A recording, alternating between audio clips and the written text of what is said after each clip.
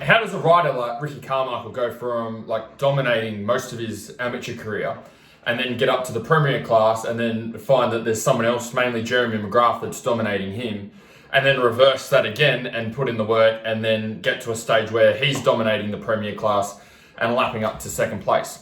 For those of you that are new to the channel, my name is Andrew Hammer. I work with hundreds of riders and racers from around the world to get them race fit and race ready.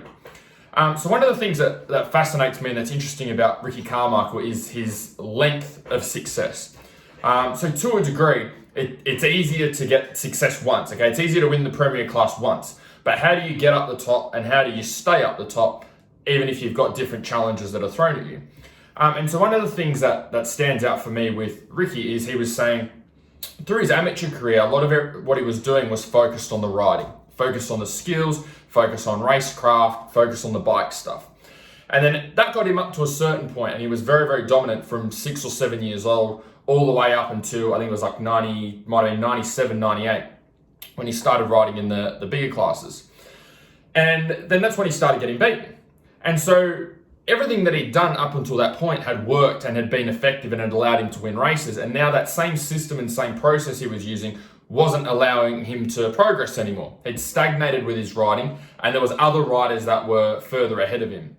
So that's where he reflected on what he was doing with his training and with his riding and his process of winning races. And the thing that he came to, or the thing that he discovered that he needed to work on, was two things, which was, number one was his diet and his nutrition. So he didn't have a structured nutrition plan or process there. And then also needed to get stronger. He was struggling with strength and holding onto the bigger bikes for longer periods of time at a higher intensity as well. So once he changed up those two things, and if you listen to a lot of interviews about what were the major factors that changed in those years from him going from being dominated to dominating again, it was those two things. And so when I look back on my own riding, I made a similar mistake. I did a lot of, for the 14 seasons of racing that I did a lot of the same stuff. Okay, I'd rock up, I'd do the same riding, I'd go once a week, I'd do similar stuff when I went out riding, similar stuff for training. And I never really took the time to reflect back on what I was doing with my riding and racing and training and figure out what needed to change for me to progress. I kind of just went into every season going, oh, hopefully I do better this year, or hopefully I can improve a little bit more if I keep getting on the bike or keep doing what I'm doing.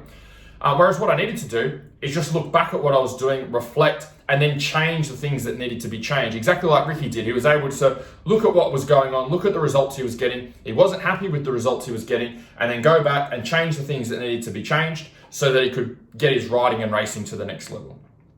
So that's really the main thing that I learned from Ricky, is that don't just keep doing the same stuff if it's not working. If it's not working, you might need a coach for your diet or a coach for your training, like Ricky was able to do, to focus on those weaker areas to be able to see the progress that he was after. So that's the lesson that I learned.